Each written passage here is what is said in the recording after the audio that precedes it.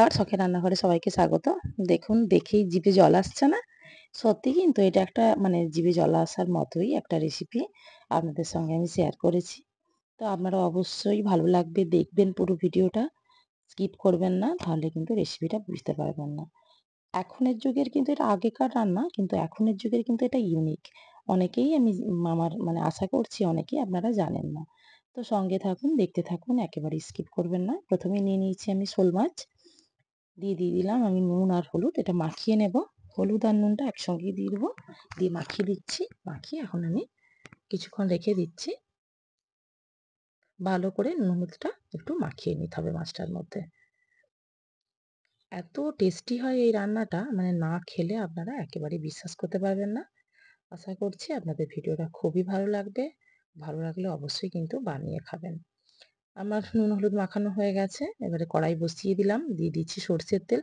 অবশ্যই কিন্তু আপনারা সর্ষের তেলেই মাছটা রান্না করবেন। তাহলে খেতে আরো বেশি ভালো লাগবে। তেল গরম হয়ে গেছে। মাছগুলো আমি একে একে করে দিয়ে দিচ্ছি। মাছটা অবশ্যই কিন্তু বেশ ছিটকায়। তো তেল ছিটায় তো তার জন্য অবশ্যই কিন্তু আপনারা একটা ঢাকনা চাপা দিয়ে দিবেন। তাহলেই মাছটা আর মানে গায়ে হাতে ছিটকে পড়বে না। তো খুব কিন্তু কড়া করে ভাজবো না মাছটা। তাহলে কিন্তু শক্ত হয়ে যাবে। তো মোটামুটি একটা লালচে একটা সোনালী কালার এলেই কিন্তু আমি মাছটাকে তুলে নেব। মাছটা কিন্তু ভাজা হয়ে গেছে। এবারে আমি তুলে রেখে দিচ্ছি। এতটাই একটা টেস্টি রান্না।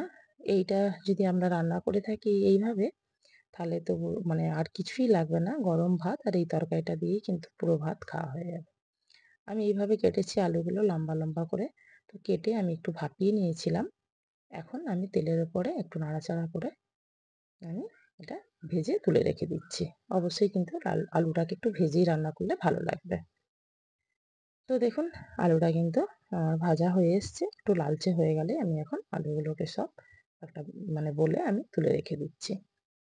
রান্নাটা কিন্তু খুব একটা ঝামেলার রান্না না। একেবারেই সহজ, কিন্তু খুব টেস্টি হয়। দিয়ে দিলাম ফোড়নে শুকনো লঙ্কা। আর লঙ্কাটা হয়ে গেছে ফোড়নে। এখন আমি ওপর থেকে একটু সামান্য হলুদ দিয়ে দিচ্ছি, যাতে না তেল তেল ছিটকায়। তো আমি এখানে বড় সাইজের, খুবই বড় সাইজের দুটো পেঁয়াজ আমি কেটে এটাকে খুব মিহি পেস্ট না, মোটামুটি একটা পেস্ট বানিয়ে নিয়েছি। দিয়ে কড়াইতে দিয়ে দিলাম। পেঁয়াজটাকে খুব ভালো করে লাল করে, দেখতেই পাচ্ছেন, ভেজে নিয়েছি। এখানে দিয়ে দিলাম আদা বাটা। আমি কিন্তু এখানে কোনো রসুন দিইনি। আপনারা চাইলে দিতে পারেন, রসুন দিলে কোনো খারাপ হবে না। আমি দিইনি। তো এখানে আমি আদাটা দিয়ে দিলাম। আর দিয়ে দিচ্ছি লঙ্কার গুঁড়ো। আর দিয়ে দেবো এখানে জিরের গুঁড়ো। আর দিয়ে দেবো স্বাদ মতো নুন। নুনটা দেখে শুনে একটু হলুদ দিয়ে দিলাম। আর দিয়ে দিচ্ছি এখানে স্বাদ মতো নুন। নুনটা দেখে বুঝে দেবেন। মাছ ভাজাতে নুন আছে, আলুতেও আমি নুন দিয়ে সেদ্ধ করেছিলাম। তো যদি লাগে আমি পরে আবার দেব। এখন আমি কমিয়ে রেখেছি।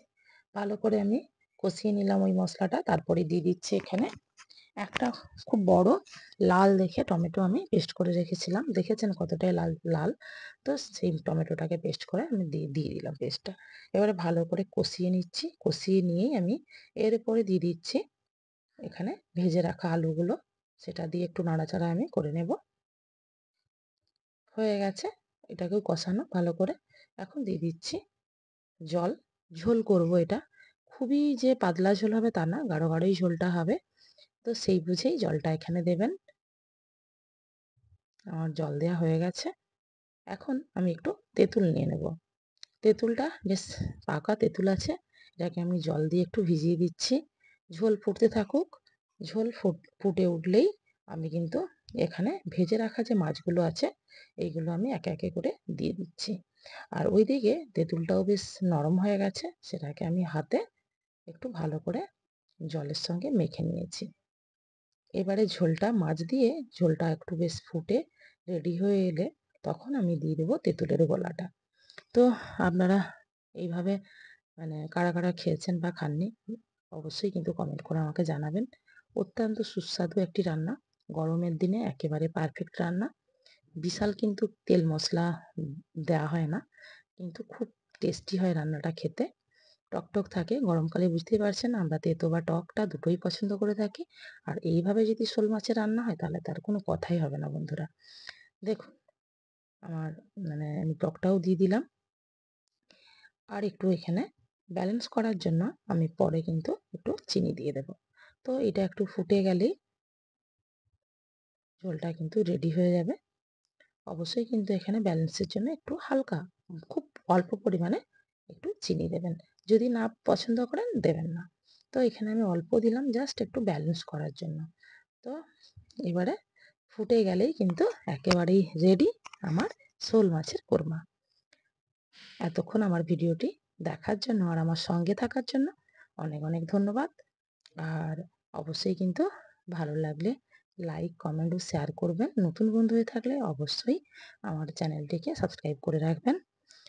দেখুন হয়ে গেছে, আমি এটা বলে সার্ভ করে নিচ্ছি। অসম্ভব সুন্দর হয় এই রান্নাটা, অবশ্যই কিন্তু বানিয়ে খাবেন আর কমেন্ট করতে একেবারেই কিন্তু ভুলবেন না। দেখা হচ্ছে অন্য কোনো দিন অন্য কোনো নতুন রেসিপির সঙ্গে। নমস্কার।